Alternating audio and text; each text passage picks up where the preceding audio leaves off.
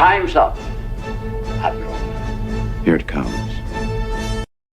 Chevron 1, coded. For my ally is the Force, and the powerful ally it is. Life creates it, makes it grow. You failed, Your Highness. I am a Jedi, like my father before me.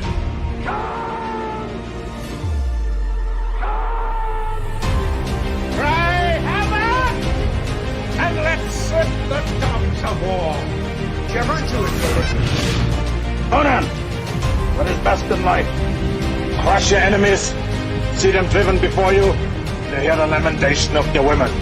It's all in the reflexes.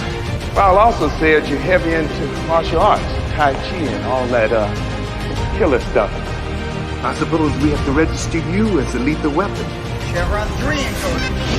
And somebody ought to belt you in the mouth. But I won't. I won't. The hell I will. Chevron 4 encoded. Do you expect me to talk? No, Mr. Bond, I expect you to die. Chevron 5 encoded. You take the blue pill. The story ends.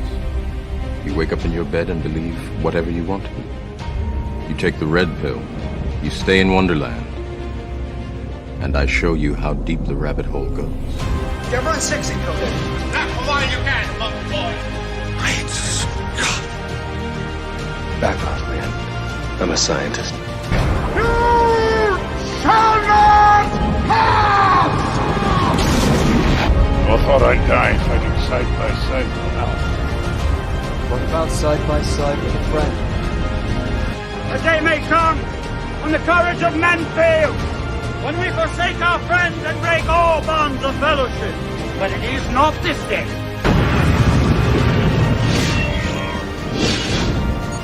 Chevron 7 is locked.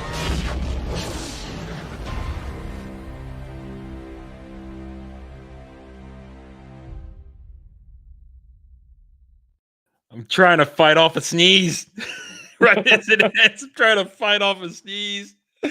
Welcome back to Saturday Night Driving, everybody. It's been a long month and a half where we suffered Rings of Power for your entertainment. We're back here.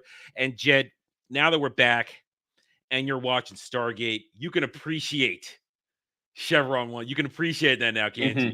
Oh, yeah. I kind of knew it was Stargate, or at least had an idea it was. But yeah, I definitely appreciate it a lot more now because you just feel pumped when you're watching Stargate and you hear that's going on. Or one of my favorites in season 1, I think it may be season 2, when they were going to go see the Asgard for the first time.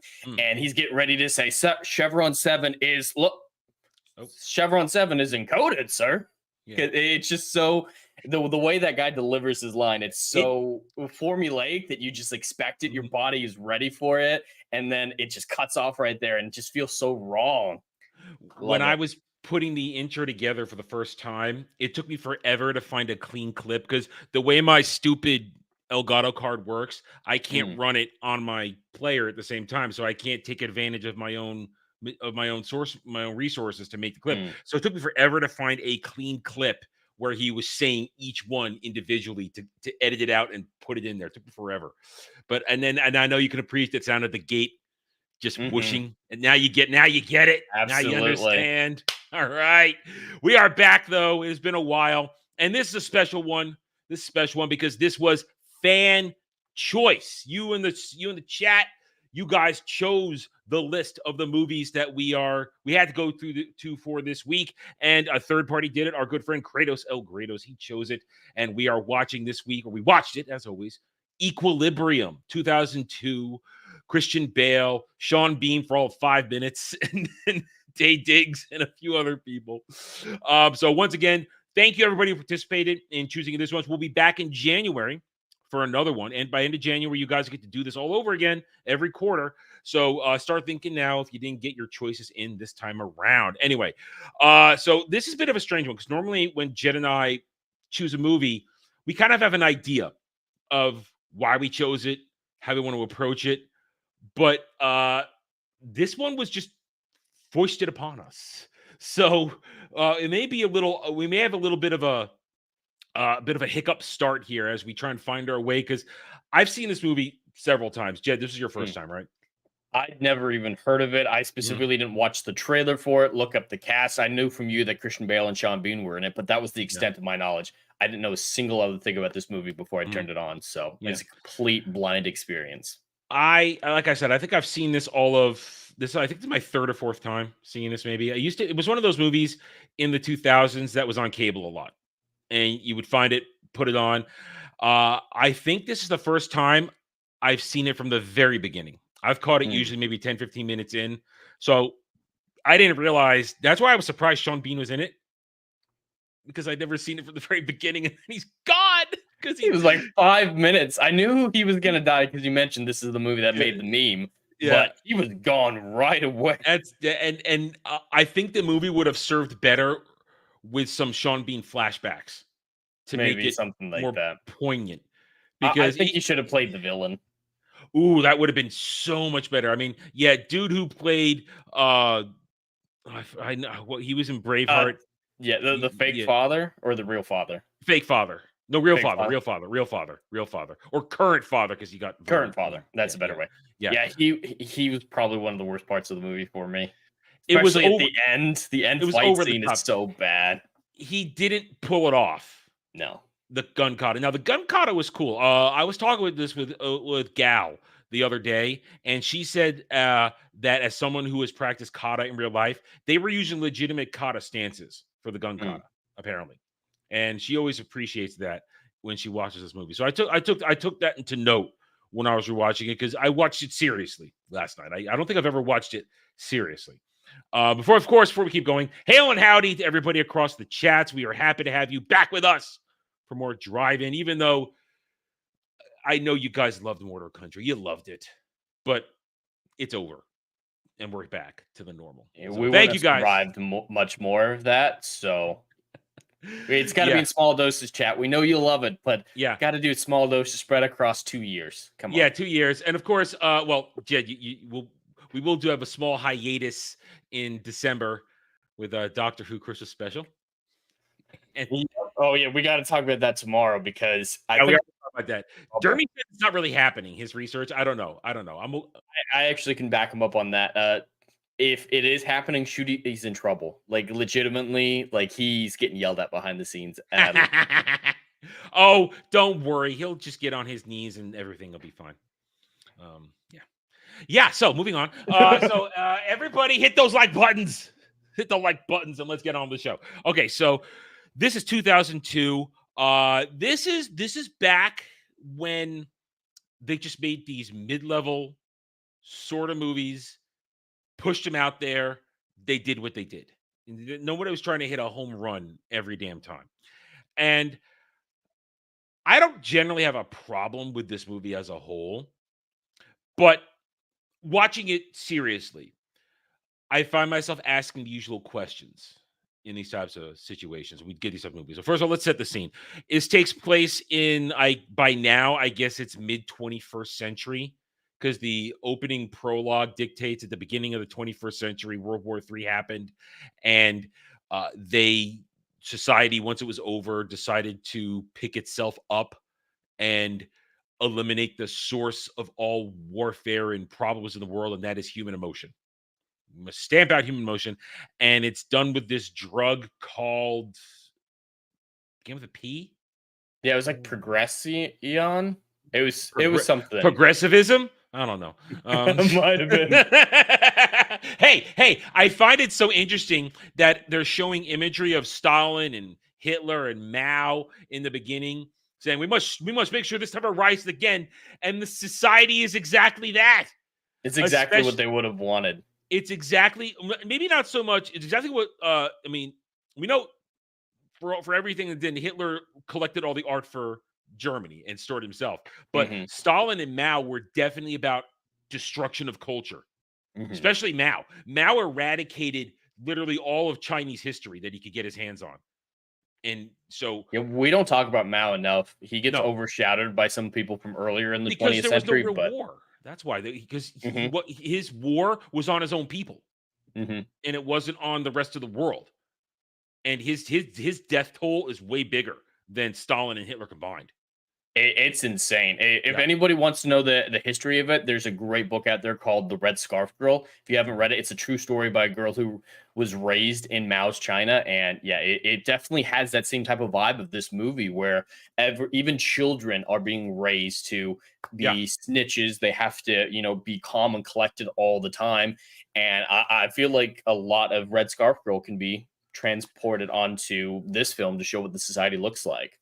I mean, the film, for whatever it is, by the time I get to the end of this discussion today, its messaging is clear and it's correct that those situations want to stamp out culture, and that a lot of the things that make up a culture inspire us to feel a certain way. I mean, when we get to it, I want to talk about when Preston, Bale's character, is off the dope, and he finds the cash room and he plays Beethoven.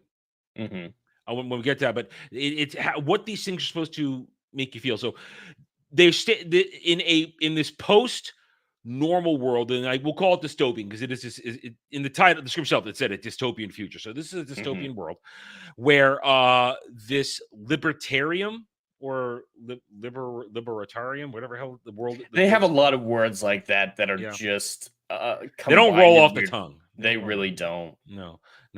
But this new world that that created by this dude called Father and his council. I appreciate the attempt at world building, but they pull up real short, and we reach one of the criticisms I generally have in these type of situations. We see globes at certain points. Is this the entire world? Yeah, we have no idea what's going on outside of what do they call it? The reaches? The nethers. The nethers. The nethers outside the nethers, we have no idea what the rest of the world looks like. Is this an isolated situation? Are there cities like this throughout the world? Is this all that is left of humanity? Well, according to Jurgen, the dude, Jurgen's Cream, the dude who's the head of the resistance, he makes it clear that when they destroy all the factories and distribution points in the city, that ends this reign of tyranny by libertarian or whatever the hell. The implication is if you can disrupt this drug's ability to spread for a single day, that'll be enough for people to choose not to take it again, which I think does make sense because Preston's turn, the moment he misses his dose, is immediate. It is not a gradual change, and I kind of like that because it really shows you the impact of this drug. They make it clear. That's why I say the world building starts off really well, showing how uniform everything's, how the time clicks, the watch go off, everybody has to stop immediately what they're doing and make sure they dose themselves. Otherwise, the drug will not take effect, and they'll start to feel, which explains why somebody in the resistance is why resistance probably grows so quickly. Why at the end of the movie there's so many, because once you're off it, you're like, oh shit, I feel again. Or I feel for the first time. Yeah, you never want to go back. Yeah, that's the real drug you want. Life is. So that I agree. That makes sense. So they build that up, but then I'm just thinking to myself, because I'm supposed to be watching this critically. So what's the rest of the world? Listen, as much as I love Demolition Man, we know I love Demolition Man. What's going on outside of California? What's going on outside of what's the rest of the world like? That's the one thing we never get in Demolition. What's going on out there? Did California in the big one, did it get shoveled off from the side of the continent and it's on its own? I mean, I just wonder what's going on in this movie. Where's everything else? And there are examples of stories like this that are about these contained communities, and you don't know what's going on, but the characters at least have to note that on their journey of self-discovery, be like, hey, it can stay a mystery, but the characters need to recognize that it's a mystery. A great example of that, which I feel like this movie is like 90% a ripoff of, is The Giver. If you've read that, the whole point is, it's a great little story from the 90s, but it's very much like this, a community without emotion, without color, without memory. And this boy, as he's he's becoming the recipient of memory. So there's this role in this community of someone who has all the education from the old world to give advice to the leaders of this one, to keep it this emotionless, gray, flat reality.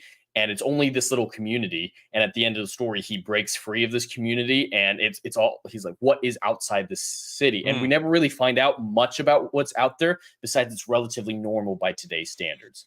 And it's very much The Giver. Equilibrium is The Giver plus The Matrix and Fahrenheit 451. And I think that's my biggest criticism of this film is it has some interesting concepts and ideas, but none of them are the film's own. This film just doesn't feel original. Oh, it rips off a lot of stuff. You're absolutely right. It rips off everything. It's 2002. It rips, like I said, it rips off The Matrix in its movements. It rips off a whole lot of other things, and it even kills Sean Bean. It even kills Sean. Have you read Fahrenheit 451 as well? Oh, way back in the day in school. Way back in the day. This is... It might even be more Fahrenheit 451 than The Giver, because that follows a fireman, and a fireman's only job in this world is to hunt down books and burn them. That's practically the main job of the clerics. And burn culture, history. Burn culture and history. And then he keeps something that he wasn't supposed to, and it opens the door. So it's very much Fahrenheit 451 with The Giver, and then fight sequences like The Matrix, which I don't think fit. I'm not a fan of the gun fu in this movie. The film's concepts are very serious and taken very seriously. And then we jump into crazy over-the-top action that's not justified by the world itself. And I just want to laugh through it all. At least The Matrix. It was choreographed well, though. It was choreographed well. I mean, yeah, it was choreographed well, besides the gun with his pistols that he does every now and then. That's ridiculous. Oh, beating the dudes with the pistol hilts, I didn't like that. It's very cheesy. A lot of the combat is very cheesy to me, and it feels like it's an inconsistent tone. So tonally, this movie's all over the place, ripping off from other stuff. And there's a lot of random cheesiness in it. But I do enjoy it for the most part. The Matrix, I say, is better with its gung fu because it explains, it's part of the world building why they have these superhuman abilities. This one's like, yeah, they meditate and stuff. And so they're like smart. He's trained from birth. I mean, they don't make it clear until I think about the end of the first act that Preston is like the #1 cleric. They failed to let you know that early on. They just think, oh, he's really important, but no, he's the #1. He's the best. He's the dude. And now, there seems to be some debate on this film, and I want to get your perspective on it. Okay.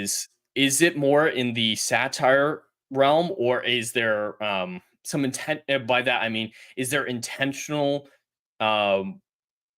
hypocrisy in the film or contradictory nature? Because a lot of the emotionless people show emotion. Like it's fair. I was questioning at home. I was like, wait a minute. He's smiling there. Oh, that's pride. Well, here's the thing.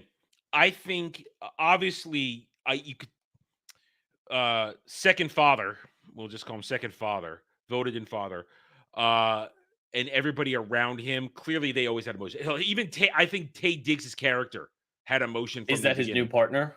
Yeah, the black dude. Yeah, that's one of the worst examples of it, where he's constantly showing emotion. Yeah, I mean, he has pride. Absolutely. He has ambition.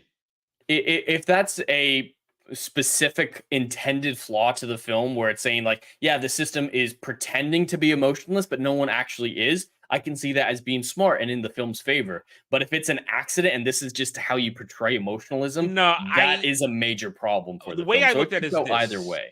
One, I looked at it like this. When it came to that, it's like, okay, I think the film is intentionally showing that the higher up you go, the more they aren't buying. Because when you look in Fake Father's office, he's got art in there.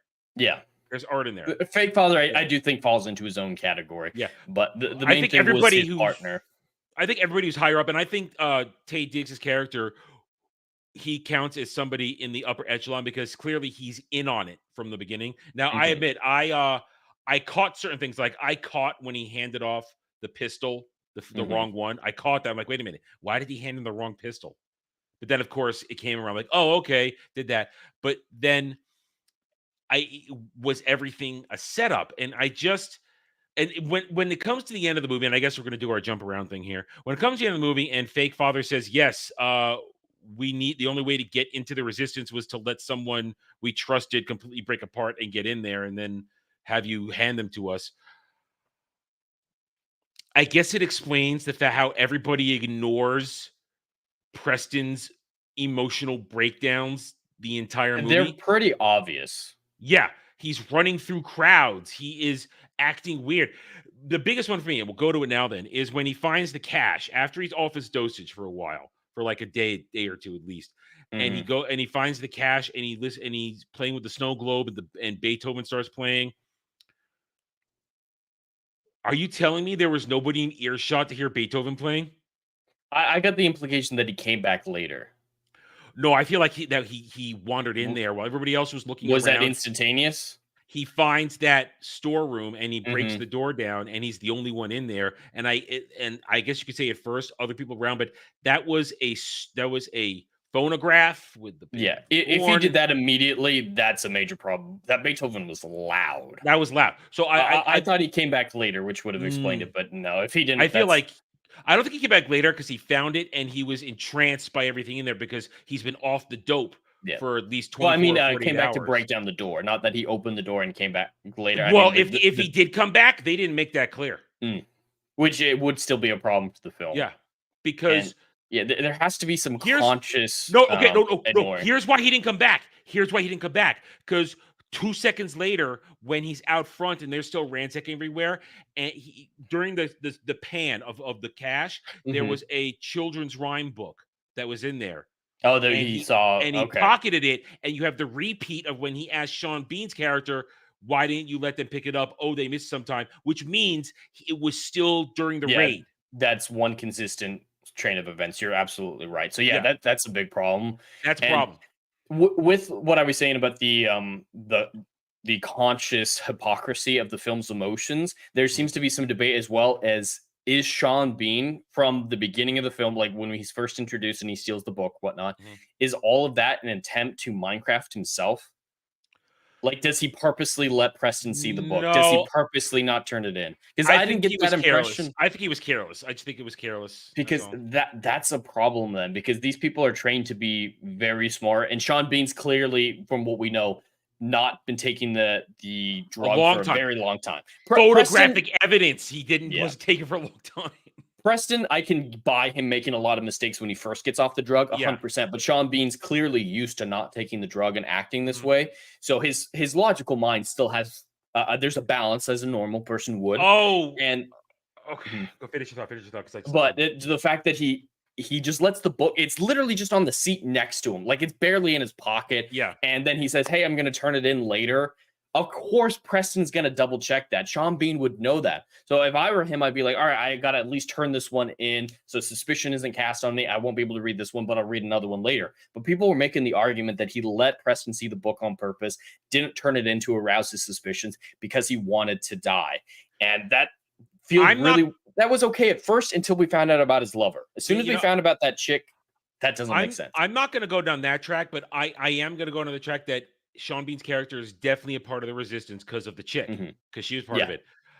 My guess is, and of course, there's no substantiated evidence. This is pure what you just said, pushing it to the front of my mind on this. I think he did it to try and create a situation where he could break through to Preston, but then it backfires because Preston is still on the drug and ganks him, and he just accepts it. I can see that as being an explanation, but I think overall we're highlighting a very big problem with the film that I actually have with Starship Troopers as well. We were talking about that before the stream started. There's a lot of pseudo-intellectual stuff, and the fans of it are reading so much into it that there's not an answer to anything. Like they wanted to be smart, wanted to be super artistic behind the scenes, and they presented these things that just don't make sense, and they're relying on us to fill in the gaps. And I think that's a problem with the film. Is there's a lot of unoriginality, nothing actually makes sense, and you see, they're relying on us. I'm right there with you. I feel like to put the piece together that he felt he could have pulled Preston in to the fold.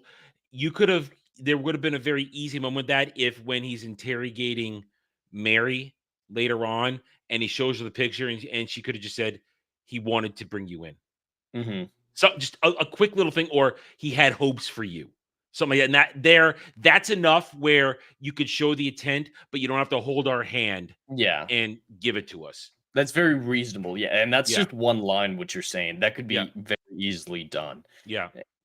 Yeah. Yeah, and I did enjoy this movie. I definitely want to put that out there because I love these types of dystopian futures where what is humanity has been degraded beyond its original definition, and so it's a fascinating world to me. I just think the execution wasn't as solid as its forebears that it's trying to rip off, like Fahrenheit 451, Giver, even The Matrix for the gun fu stuff.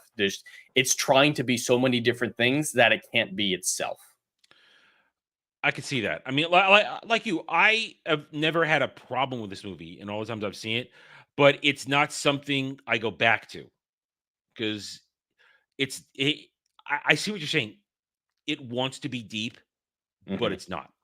It's It's not. very surface because It's interesting, but yeah. yeah, not deep. I mean, because it's not so deep because there's so many little things that you catch.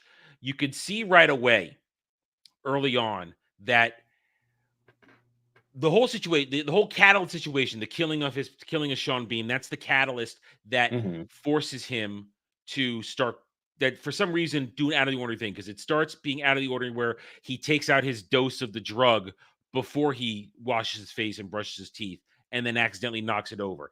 And I know you don't like, I know we always complain about coincidence, but that's a fair thing because it's just he's distracted and he does something out of order. And as a catalyst moment, I can accept that. Oh yeah, it's Hold on. inciting incidences. 1 second, Legatus, take care of that right now, please. Take care of that. Yeah. Thank you. But yeah, inciting incidences being coincidences are entirely justifiable in my opinion because they are the inciting incidents, and coincidences do happen. So yeah, I would agree that being the catalyst of the story is not a problem whatsoever. We complain all the time about, oh, how did that happen? No, this is that one of those times where, oh, this is an okay moment of, okay, that was completely random and coincidental. Then he knocks it off and then doesn't get his dose because he has to, oh, do it again. Yeah, we got a troll. We got a troll. Yeah. So it is complicated. Like, yeah, he's clearly confused by the situation. He's emotionally distraught. So it is a coincidence followed up by a coincidence, but they're reasonable coincidences. Him getting clumsy after a traumatic event, I can see that. And then he goes to get the correct dosage and there's a stoppage. He can't get in there and the new partner arrives and that would be where I see the stretch to it. I think it would have worked better. But it still works enough because I think it would have been better if the stoppage didn't happen and he specifically chose not to take the dosage, because by that point it's already been a few hours and he's seeing the change, and so he's embracing it. Make it a conscious decision at that point instead of 3 coincidences. Have it 2 and then a decision. I think that would have worked better. But then suddenly we have a problem. There's no way fake father could have planned for this to happen and create an agent to willingly infiltrate in order to ground. So suddenly the whole plan falls apart. The entire plan falls apart.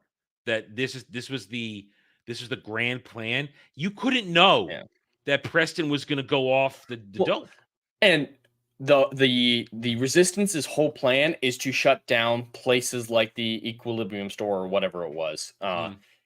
If that just happens casually in the wild, then they must have some redundancies in place to prevent a widespread awakening like we see, or is what the Resistance is trying to do at the end of the film. So yeah, a lot of the overall plot falls apart when you start thinking about how this chain of events happen, and I think it could easily be solved by him just consciously deciding not to go get a replacement. Yeah, I mean, for me, it's the whole, my bold plan was to let somebody get in there. That's where at the very end I'm questioning, wait a minute, that doesn't make any sense.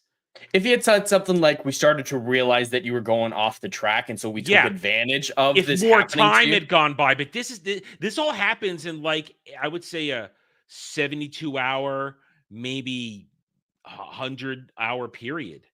I mean, it's all very quick. 3-4 days. It's not a lot, and it's just. I mean, we complain about things either moving too quickly or too slowly, but it feels as though the Resistance. Also, we talk about it. It would have made more sense if the Resistance had been so willing to bring him in. If the plan had been to have Sean Bean's character bring him in, and they'd be much more open to him. Yeah, much more willing to trust him. So yeah, a lot of that doesn't make sense. The now more that we're we talking scratch about at it, it kind of none of this works. It's still okay to enjoy, but it's not. It's still an as enjoyable deep. film. It's not deep. Yeah. And it's not achieving what it wants to, because it clearly wants to be a smart film. Well, with an opening like it has, showing off the historical aspects of. Oh tyranny. God, I hated that opening. It was just, we were so lost. Well, here's also the thing: you start questioning how. Well, I started questioning the diligency of when you think his son is still a happy little trooper early on, when the sister is playing with her cereal that looked dry as hell. There was no milk in that. In dystopian world, you don't get milk with your cereal. Well, they don't have animals, it seems. So is everything synthetic? Maybe. Soylent Green. Maybe. Well, hey, we don't know how people. Maybe something like that. Yeah. But they are. So apparently that. So if the son, which at first seems is so diligent, just tells the sister to stop it and has no problem with it, I'm already questioning what's going on in his household there. What's going on?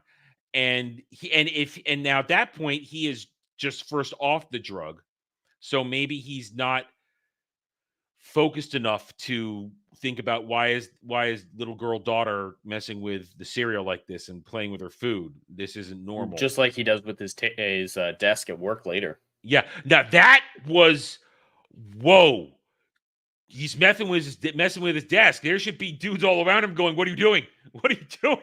Why are you doing this?" Ah! But another example of things just not making sense, especially with the villain's plan. Do you remember at the beginning of the film when he's brought before the council member who turns out to be the new father, and they just exposize his entire backstory, Preston's backstory is very much like, as you should know, as I know, as you know, as we know, very quick dump. It was so much exposition done so heavy-handedly, and it's like, do these guys know each other or not? Has he been his boss for a while, or is this a new thing? Because it's incredibly inconsistent, and it makes it seem like his wife just was turned in, but it was 4 years ago. Like just the way they were talking about it was very strange and unnatural. It felt incredibly forced. And I think that's part of the whole issue of the movie. A lot of it feels forced at times, and you really have to not think critically. Oh, God, no. You can. You just enjoy the crazy action and be interested by the concepts. I feel like the concepts are sound. Oh, yeah. Yeah. And, like an emotionless society, what would that look like? Executed, kind of iffy, but... The reliance on the drug is a dangerous thing because look what happens. And maybe that's like I said, like you said, there's a thought process they're trying to go down here. It's just the execution is poor. They clearly want to tell you, you can't keep a society doped. You can't. No, it's just not feasible. It's never going to work. You can't keep an eye on everyone enough to do that. And there's going to be people who are just curious. And curiosity, I don't see as an emotion that would be stunted, but perhaps it is.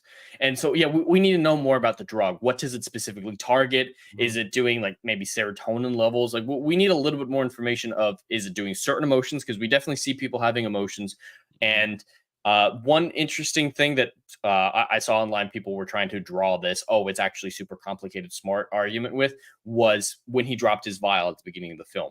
The concept that there are emotional reactions, or there are human reactions to what makes a good person that are beyond emotion. So it's his care for his partner wasn't emotion based, but there was still something underneath the chemical reaction. And I feel like that could have been played up a lot more interestingly, especially with the dead puppy scenes, which killing those dogs, man. They were killing those dogs. But I think it would have been kind of interesting if, his new partner is clearly very callous and very like, what, do they eat them? Why do they want these? Like, just completely not understanding the idea of pets. But I would have liked to see a normal person have maybe a problem with it, but not understand why. Like, it's clearly not emotional, but at the same time, it's like, is morality emotion based is what I'm trying to get at. And some people seem to think that that's part of what the movie's about. I feel like it could have been a concept, but it's not executed well at all. It's not there. But the whole dog scene is just to play on your heartstrings, and that's pure. No human being in their right mind would hurt an animal, an innocent animal. Why would they do that? And then the puppy, and it's very heavy-handed. Yeah, a lot of this film and its messaging is heavy-handed, and as I said earlier, you can explain away them ignoring some of his outbursts, like with taking the dog for a bullshit reason. It might have diseases. But nobody followed up on that. But I feel like his partner would have like checked wherever he was saying he was going to go, like go to the hospital. It's like, all right, he said he turned in a dog here. He wanted to see if it had diseases. We know he was following him because that night when he goes out to the Nethers, as they're watching go, there's a cut. And you see that he's sitting on the wheel. He's watching him, and he sent the dudes out. He sent the dudes out there, but he still sent those dudes out there. Without telling them what they were looking for, though, because as soon as they found out who he was, they're like, "Oh, okay, all good, man. You're immune." But then I need to see your card. We know who you are, but then papers, please. It was but so. You know who he is. It was such a weird scene, and his outfit. Yeah. Did you not recognize his outfit? Only the clerics wear these Matrix onesies. So you shouldn't think, hey, there's this dude dressed all in black, looks like a cleric. Maybe I should be cautious. You're like, wait, you're a cleric? Oh, I didn't even see how you, like, it's emotionless doesn't make you a moron. And I feel like that's kind of what they were going for. In fact, his intelligence is emotion-based. Emotionless makes you usually, when it's depicted in things, it leaves pure logic intact then. Makes people more analytical. As one would say, Spock is pure logic, which is why he's Spock, and he doesn't let emotion get in the way, which means he comes to faster conclusions faster. He thinks clearly. These guys a really interesting part of the society, because they keep going with, oh, there's no war, that's why this society is worth it. But if they had gone with that route, with what you're saying, where they got super analytical, they got very intelligent, and it was advancing their civilization rather than stagnating it, you would have had a difficult argument with some of these people to say, is emotions worth losing the progress we're making? But they're clearly not making any actual progress. They're stagnating as it's a world zombies. Of drones. It's just everybody's a drone. Doing what they conformity. They do push conformity. I heard them at one point in the movie. It's saying conformity is the way. Everybody must be alike, and that way there's no emotion. You won't feel the need to be better if we're all the same. Yes, you're once again pushing on classic ideas and themes about the stuff, but you're kind of just pulling up short before actually taking it to the next level of thought. And I feel like, and now this movie is just under 2 hours, so it's not as though it's bloated. I don't feel like there's anything that can be cut. I mean, no, it's definitely not bloated. I would agree. Yeah. So I don't know. I can't say that it needs to be trimmed down to make it better, but maybe actually an extra 15 minutes of certain points to tie some things together a little more neatly. And I do feel as though, again, we got promised a few things. I love me a good sword fight, and we were promised a showdown between Preston and Taye Diggs, and we didn't get it. Not really, no. I thought that whole end fight scene with him, he's good now, so he's in white. Get it, and then just that whole fight scene was very cheesy. After he, especially after their practice session, where he said, "Oh, maybe Taye Diggs is going to give him a run for his money." No, he aces him in 2 seconds. And did you? And I noticed it, and I had to wind it back to see it. When Preston has killed everybody in Fake Father's office, did you notice the digital Taye Diggs face on the floor?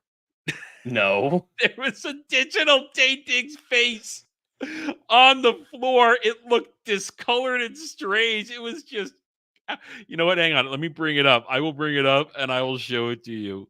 It looks really freaking weird when he does it. While you're doing that, the villain had, again, this film likes to nod at interesting concepts. Oh, you found it?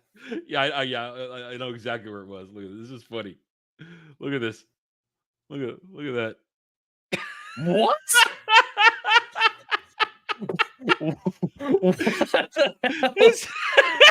It's just, I'm like, wait, did I see that?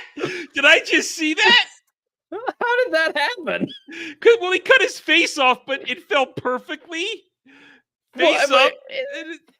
When he cut it, depth to it though. it's just flat. It's just no depth at all. It's just there. And when he cut it off, he was vertical. So there's no guarantee it went whoop and floated to land face up. Where's his body? I mean, is that Taye Diggs right there? I don't know. It's gotta be because he wears black and everyone's wearing gray, or the white dude. So, but he turned all the way around when he fell because he's face down. Yeah, so and he was.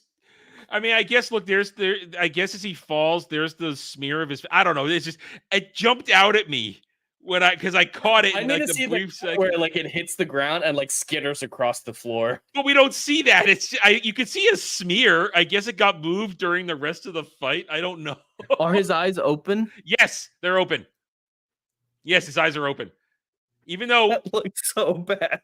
It does look bad. It doesn't look good at all. It's not good. That doesn't even look like Christian Bale in this shot. That isn't Christian Bale. That's a stunt double, I think. That doesn't look. That's not him. That's not him at all. I mean, they do a good job in the movie of hiding the stunt doubles when they do that stuff. They do a good job. Normally, I'm really keen on that, and I didn't really spot it, but I don't even think that's Christian Bale. I could tell by the hair. That's not him. Yeah. That's not him. He shouldn't have been wearing white. That is way too on the nose.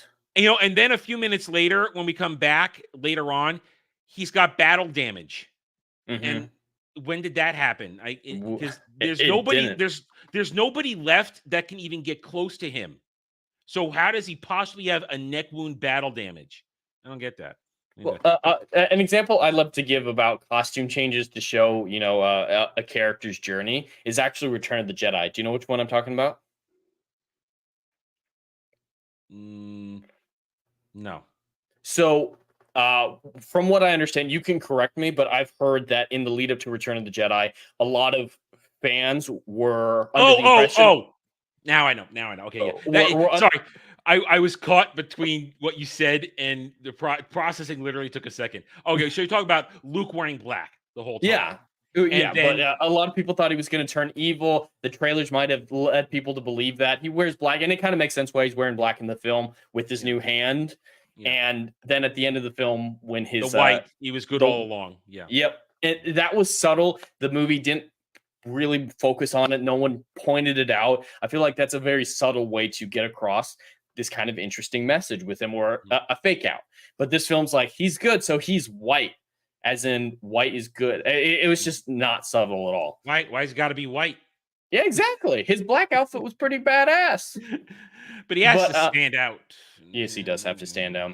Yeah. Do you know who the good guys are? Yeah. It's very, very cliche. Yeah. But one thing I wanted to mention is, again, this film is really good at nodding at interesting concepts, but not really developing them. Because at the very end, right before he fights and kills the real father or the new father, he mentions, hey, you feel now, and I'm a thinking, feeling human being as well. Can you go through with killing me? And obviously, everyone who's seen him murder 40 people in the last 10 seconds knows, yeah, he's going to gank this dude. Yeah. But that could have been an interesting concept where once he's starting to feel and he has to kill all those people that he did, maybe he really struggles with it. Maybe he has to kill one man first, and he's trying not to for so long until he's forced to do it. And then he has a reaction to it. Like he actually feels bad for killing, but we never see him really feel bad for killing, at least good people. I can explain this. They do set this up because when he talks to Jurgen, he says, when Jurgen makes a point, some of us have to be the ones to turn it off willingly. And I guess that's that. When he's taking the lie detector test and he goes flatline, and then he goes, "Oh shit!" No, and then he goes, I get that in that scene. I know what they're trying to do. But I mean, that's the whole thing, though. But that's the whole thing. That it's a very thinly done message that he could be one of those people that can turn it off. They can turn it off and on. Yeah. But I just mean, like, he doesn't value human life at any point, even before that. Like, after you get your emotions, I feel like he would struggle to kill for a little bit. And then, he has that arc that they talked about where you turn off your emotions when you need to. And then he can go on his killing spree and murder all the bad guys. But it would have been interesting just to see he's murder machine before when he's on the drug. Afterwards, he struggles with it, and then he does it when necessary afterwards. But there's not even a suggestion. He killed so many people after he got the drug taken off him before the final fight. And I feel like any normal human being who has emotions for the first time might be a little adverse to murdering people. Well, I get the only explanation I say is the training takes over. That's all I can suggest. I mean, it's the only explanation I would have. The training takes over. And even so, let's go back to when he first breaks his dosage. He still had other dosages. Yeah, that was my question. Just do another one and then, We ask for a spare. and then go get, and then you have enough dosages to get through most of the day, and then you could still go get more and get your proper thing. I feel like you should have a store. Like, why are they giving you just the exact amount you need? Because that leaves you open to. They mention adjustments at one point, but it's a tiny little plot hole. Yeah. Why didn't he just? It makes the resistance plan really work. If everyone just had, maybe they keep those certain files in their canister at all times, but they keep a backup store at their homes. Yeah. You just go on to the next dose, refill it, or you can go ask later. But they seem to be under this impression that you have to take that day's dosage and you can't take tomorrow's dosage early. And I have a problem as well looking at how the resistance members operate.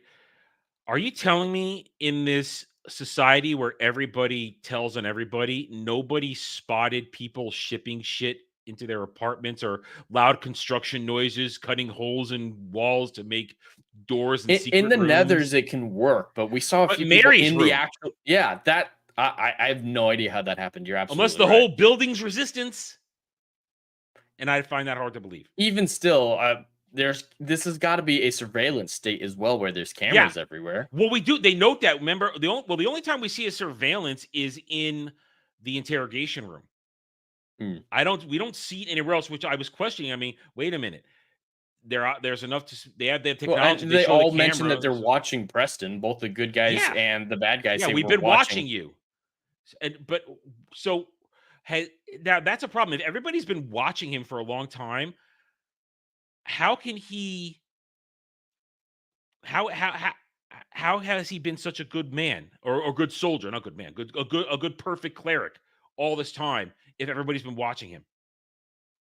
Because when we have the moment where his wife is taken, and I guess that's a moment where maybe she shows a minute amount of emotion. Of course, then that's completely taken away when they show him later actually there at his wife's execution. And he saw it and he didn't react. And that's one of the breaking points he has when he tries to go and stop Mary's execution. There's no consistency into why he was so important to everybody. Because if he was the perfect cleric, he shouldn't been monitored at all by anybody. It doesn't make sense. Yeah. But listen, this is a movie that is just meant to be watched.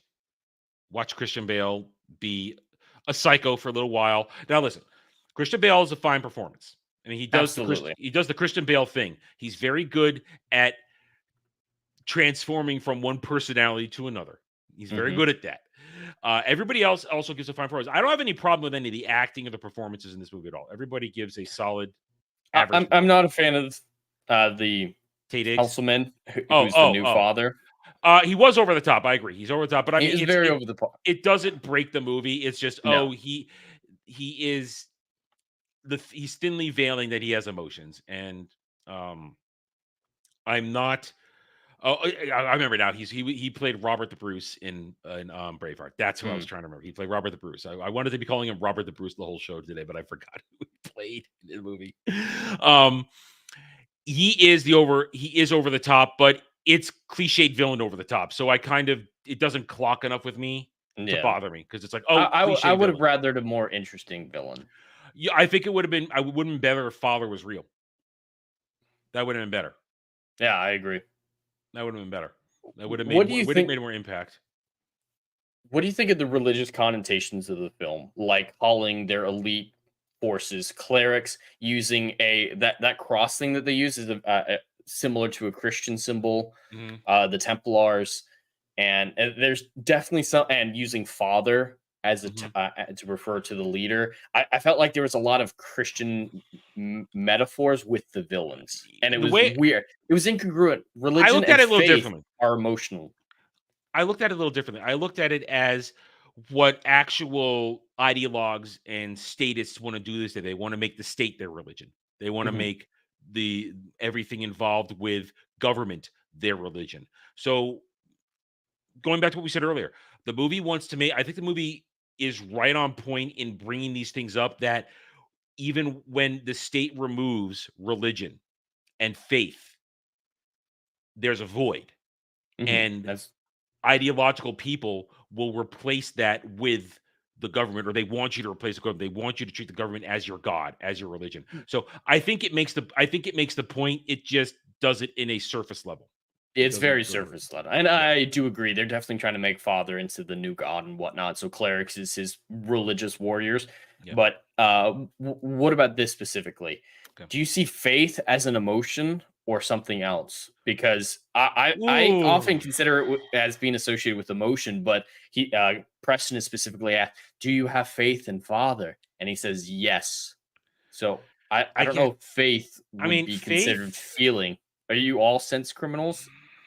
I mean, faith is, the thing about faith is that in a lot of properties and even in the real world, it's a nebulous thing, because faith is required with a level of trust, and faith is required by giving up a part of yourself, by letting yourself just go with it. And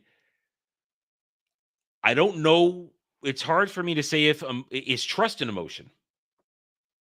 Is hope? Is hope an emotion? Excellent. Is hope an emotion? I mean, so it's very. This could have been interesting things, is what I'm saying. There's so many interesting possibilities with this film, but it never carries through with any of them. Because it's a very difficult concept to do something without emotion. It's very difficult. And I mean, there's an SG-1 episode. I think it's have you gotten to the Nakoda reactors yet? The small Nakoda reactors yet in SG-1? Have they introduced that yet? With the super smart children? Yeah. Yeah, I have seen that episode. I don't know if they come back. But. No, well, they don't come back, but I'm saying that, I think, is off the top of my head, that jumped out to me as a society that's acting on pure logic without emotion, that they've warped their emotion. I think it's easier to do an episode like that where you've warped the emotion around a sort of strange pure logic, rather than trying to do something where you take away all the emotion. Yeah, it needs to be replaced by something. Yeah. Otherwise, they're just drones, and there's no point to society, even from their own perspective. There's no progress. It's an absence. This society is an absence of everything, instead of a replacement of war and feeling with logic. I think logic makes the best argument for what would justify the society. Yeah. So that episode that's brought up, that's a very good parallel to how to really do something like this that makes you think without creating the plot holes of, oh, how do we not deal with these emotions? Oh, well, it's very simple. That society didn't know what having a childhood was like. So as soon as you introduced it at the end, it changed everything, and it was one giant, massive, instant dose as the nanites spread to everybody. And it's like, oh, wow, this is what it's like to be a child. This is what it's like to have to grow up and to actually learn, and not just have it injected into you and understand the process. God, I love SG-1. That was a great episode. Yeah. It's a great Jack episode, too. It's a great Jack episode. Because you get that insight of, what does he do in his off time? Oh, he works with kids. Which makes a lot of sense. Yes. All right, we got to be careful. We'll tangent real easily if we keep going down that route. But yeah, so we're at the end anyway. As a soundtrack, nothing to speak of. Yeah, I can't think of even the style of the soundtrack. Yeah. Cinematography is okay. It's a mid-budget, mid-level movie. Now, it's 2002. I have no idea whether or not this was a success, because I didn't know about it until it was on cable. So now, I don't know. I know it's a cult favorite. It has a cult following. This movie does, especially Christian Bale fans. Yeah, it lost money. It did. Okay. It grossed $5 million against a budget of $20 million. Oof! Even in normal times, that ain't good. That ain't good. That's really bad. Yeah. Did all of that money go to Sean Bean? Hey, he's coming off Lord of the Rings right there, man. Mm-hmm. I mean, he's for 5 minutes. He needed to be in the movie more. That would have made the movie better. More Sean Bean is always good. That's always a good answer. Always a good answer. All right, I guess that's it. I don't really have anything else to say on this. I mean, we because as I said, this was a movie where neither of us really chose it ourselves. We don't have a certain angle with which we wanted to bring it for discussion. So we approached it. We approached this pretty emotionlessly. We analyzed the hell out of it. Ironically, we analyzed the hell out of it without any real emotion. There's no love or hate. It's just it's a movie. But I think in the end, that is an actual positive thing to say. It's just a movie. Movie that does what a movie's supposed to do. It's going to tell you, it's going to push a few normal themes that you expect in movies. And with maybe a tighter script and a better director, because I think it was written and directed by the same guy at the end. I think that's what it said in the end. Director was written and directed by him. The direction's fine too. I think the direction is fine. There's no glaring problems. I mean, I can catch a couple of the special effects where they don't blend it quite well, but that's whatever. Perfect. Yeah, I was about to say that. That's a great way to describe this film. It's perfect. Yeah, light entertainment. That's that. It's light entertainment. So it's great to just sit down. Okay, I can watch this, and I didn't waste my time. But it's for me personally, it's not something that I crave to watch. It's not something I'm going to go back and watch. But I didn't hate it. I didn't love it. It's just a movie, and we need more of that. Honestly, just a movie. There's nothing wrong with that. And listen, despite how critical I've been, my score might be a surprise. So considering neither of us did it, it wasn't either of our movies. I'll just go first. I give this a solid 7 out of 10. It's just it's nothing spectacular. It's not terrible. Performances are solid, and it was nice dinner theater last night. It was good dinner theater. So, how do you feel about it?